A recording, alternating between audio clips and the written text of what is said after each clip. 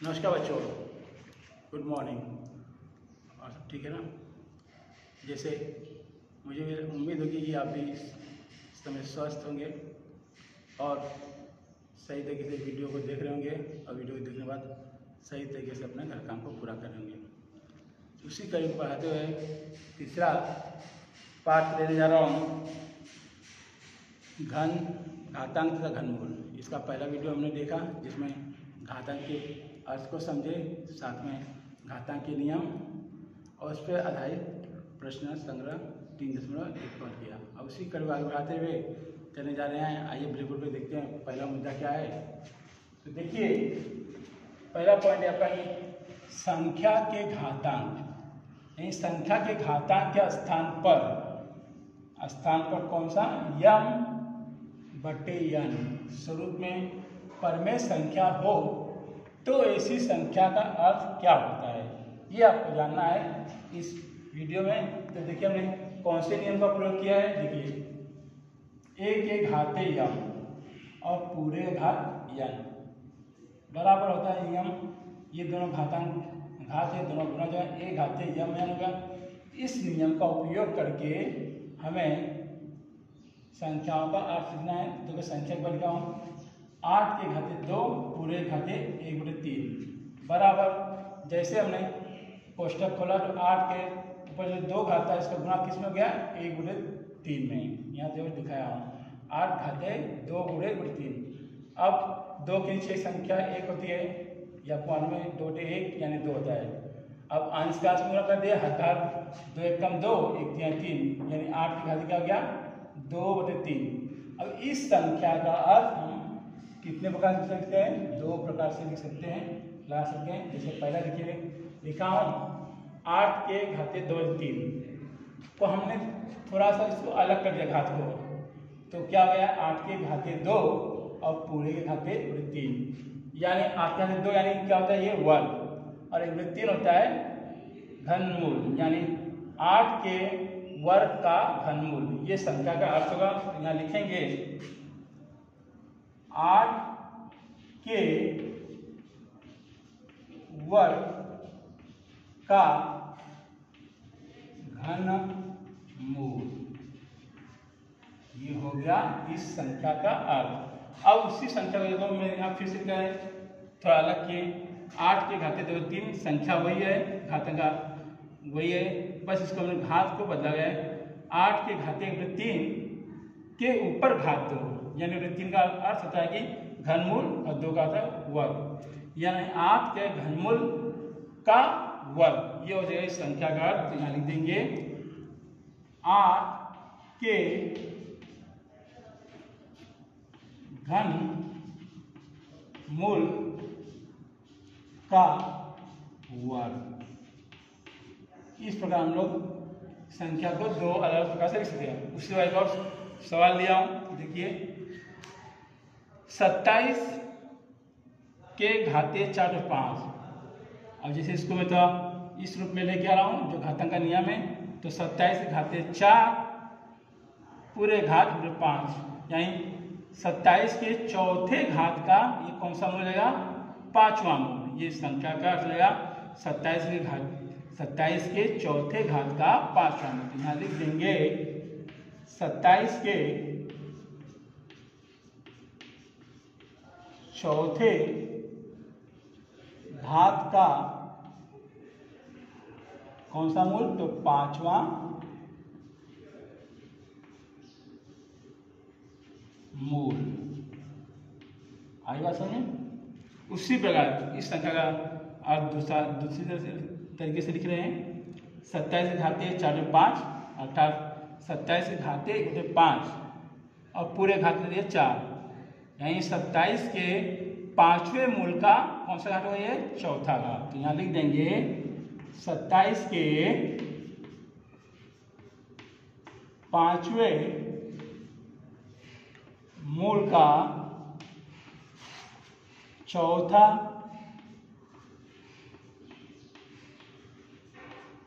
घात।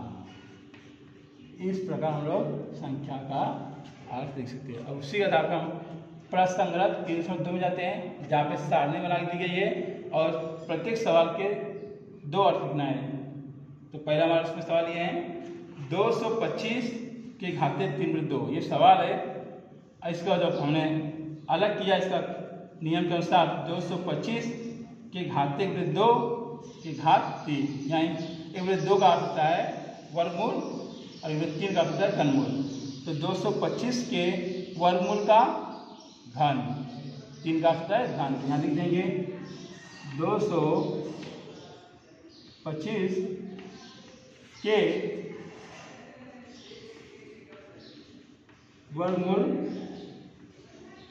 का घन, ये हो गया। अब उसी संख्या को फिर दूसरी तरह से लिख रहे हैं कि 225 के घाते 3/2 बराबर 225 के घाते 3 पूरे घात 1/2, यानी 225 के घन का वर्गमूल। तो ये हो जाएगा उसका अर्थ 225 के घन का वर्गमूल। आई बात समझ में।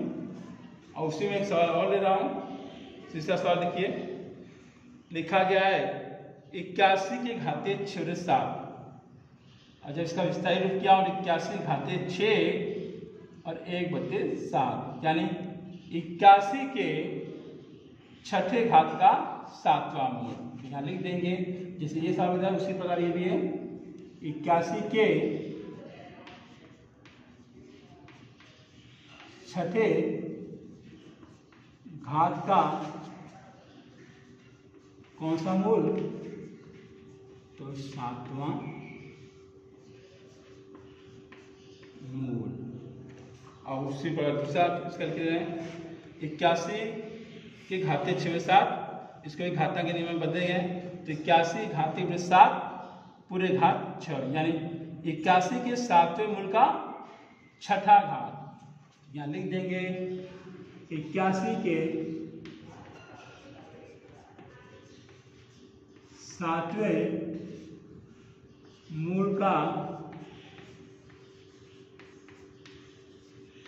छठा घात। इस प्रकार हम लोग सवाल को लिखेंगे। या संख्या जो दी है परिमेय संख्या की घातांक दिए है, किसी संख्या परिमेय संख्या का घात है, तो उसका अर्थ हम 2 प्रकार से लिख सकते हैं। और इसी में जाते हैं अगला सवाल, दूसरा सवाल देखिए, लिखा गया है कि परिमेय घातांक स्वरूप में व्यक्त करो। ये आपको शब्दों में पूछा गया है, इसको परिमेय घातांक स्वरूप में लिखना है। जैसे लिखा गया है 121 के 5वें घात का वर्गमूल। तो क्या हो जाएगा इसका संख्या 121 के 5वें घात बोला है, यानी 5वें घात का वर्गमूल, यानी ये हो गया 121 के 5वें घात का वर्गमूल। अब हो जाएगा 324 के चौथे मूल का घन। तो हो जाएगा का 324 के चौथे मूल यानी 1/4 का कौन सा घन, तो 3। इस पर हो जाएगा। अब 264 के वर्ग का 5वां मूल, तो इसका हो जाएगा संख्या में 264 के वर्ग का 5वां मूल यानी 1/5। और चौथा सवाल 3 के घनमूल का घन, यानी घनमूल का घन, यानी हो जाएगा 3 के घनमूल का घन, यानी ऐसा हो जाएगा 3 के घाते 1/3, उसका यानी 3 के घनमूल का घन। इस प्रकार हमारा प्रश्न 302 के साथ पूरे हो रहे हैं। और बचे हुए सवाल आपको घर काम के रूप में है, करके दिखाइएगा। अब अगला पॉइंट है हमारा घन तथा घनमूल। इसके शब्दों को समझाएंगे। आज उसका ऐसा होता है कि घन का अर्थ क्या होता है, तो किसी एक संख्या को 3 बार लेकर गुणा करने पर प्राप्त घनफल, यानी कोई भी एक संख्या लिए उसको संख्या को 3 बार यानी किसी एक संख्या को लेकर 3 बार गुना करते हैं, उसका जो प्राप्त गुणनफल होता है उस संख्या का क्या कहलाता है? घन। ये बात ध्यान से रखिएगा। घन का अर्थ क्या है? किसी एक संख्या को 3 बार लेकर गुना करने पर प्राप्त गुणनफल उस संख्या का घन करेगा। अब घनमूल का अर्थ क्या है? देखिए घनमूल का व्याख्या सिखाऊंगी। किसी संख्या का घनमूल, ध्यान दीजिए लाइन पे, किसी संख्या का घनमूल वह संख्या है, यानी किसी संख्या का घनमूल वह संख्या है जिसे परस्पर 3 बार गुना करने पर ही दी गई संख्या प्राप्त होती है। यानी किसी संख्या का घनमूल वो संख्या की जिस संख्या को हम लोग 3 बार गुना कर देंगे पर दी गई जो संख्या होती है उसे ही उस संख्या का घनमूल कहते हैं। इसी पे हमारा सवाल लिया हूँ। देखिए 17 का घन ज्ञात करना है, बहुत ही आसान तरीके से सवाल है, समझिए। अब 17 का घन ज्ञात करना है तो हमने हल लिख दिया। अब घन का अर्थ होगा ये 17 के घाते 3, इसका घन निकालना है। घन का अर्थ होता है कि 17 घाते 3 और इसका घन ज्ञात करना है तो 17 घाते 3 यानी ये जो 17 संख्या है कितनी बार हम लिखेंगे? 3 बार, यानी 17 गुणे 17 गुणे 17 बरोबर। अब गुना करना है 17 का 17 में, तो गुना करके दिखा रहा हूं आपको। देखिए यहीं पे कर रहा हूं 17 गुणे 17, तो 7 का पारा 7 में पढ़ेंगे, 7 7 49, तो आया अपना इकाई 9, गाय इसका हासिल कितना हो गया? 4। 7 कम 7 और 7 में 4 होंगे, 7 4 11, यानी हो गया 119।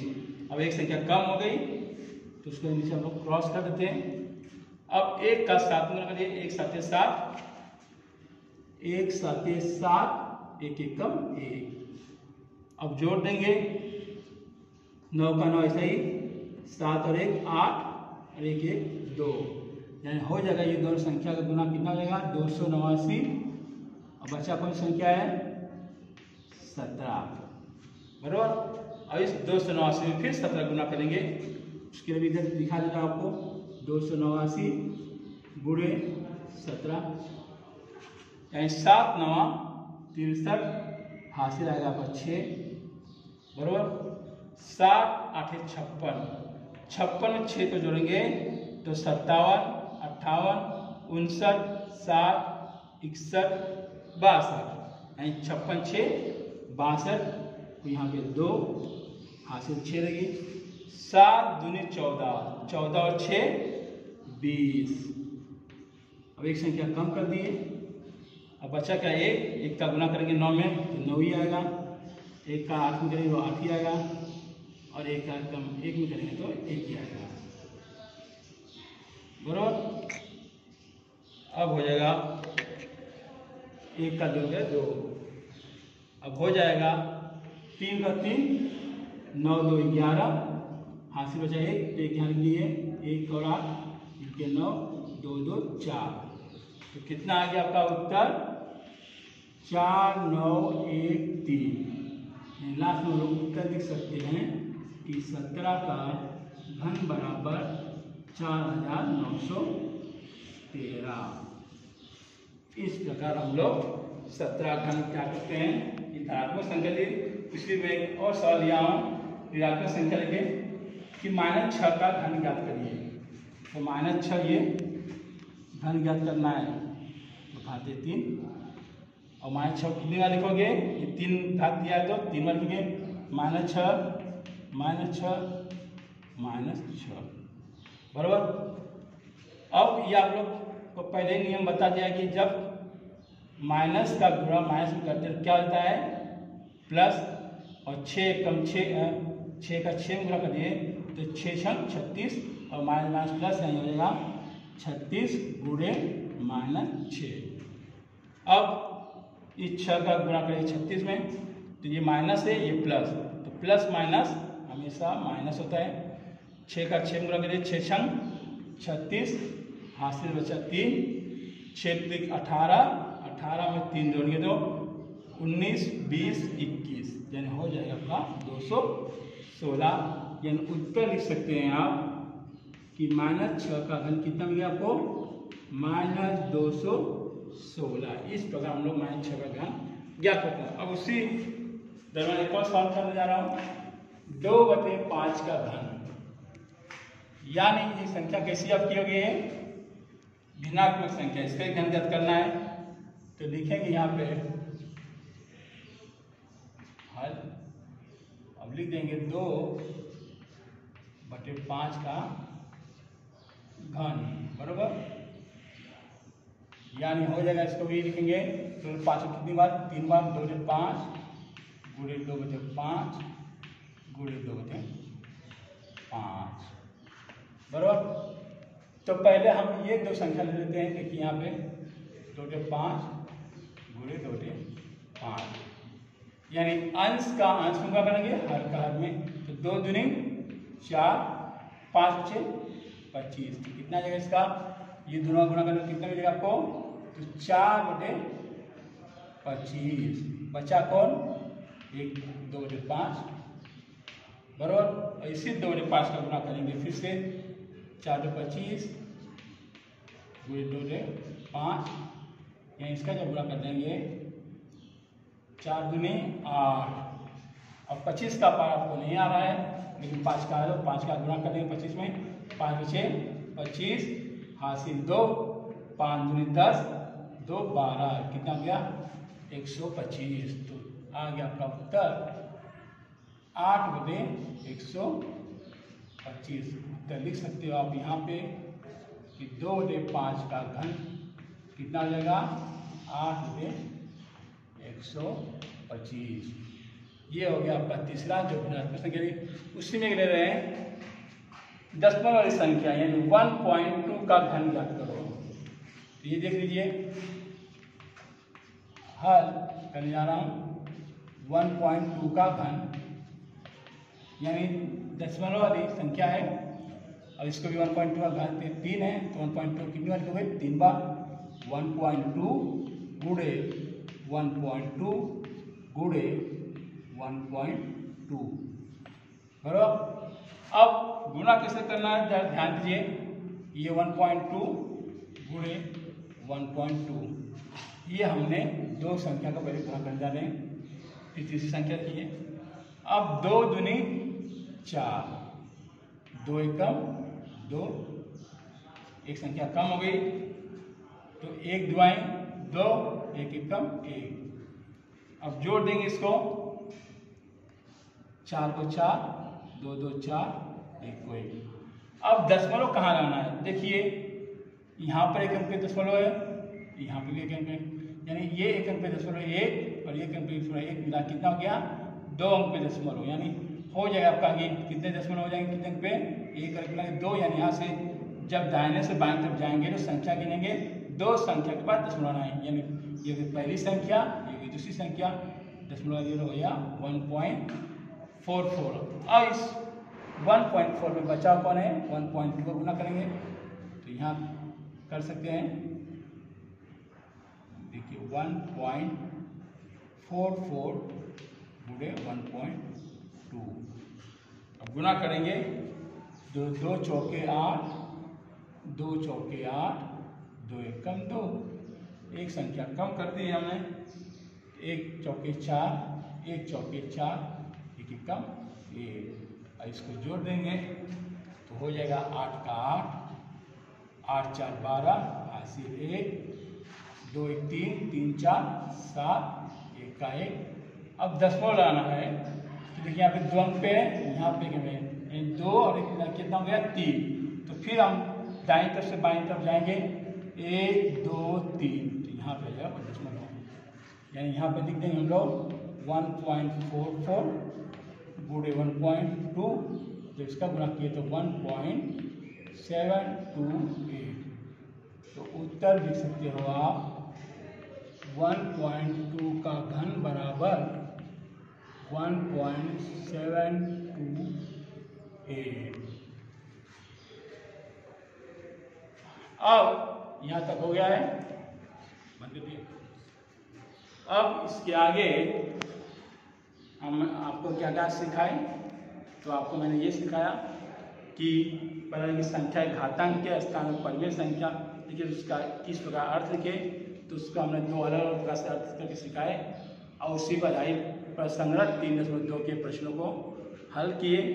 अब उसके आगे हमने घन तथा घनमूल के अर्थ को समझाया और उस पर हमने आपको घन किस प्रकार ज्ञात करना है ये सिखाया।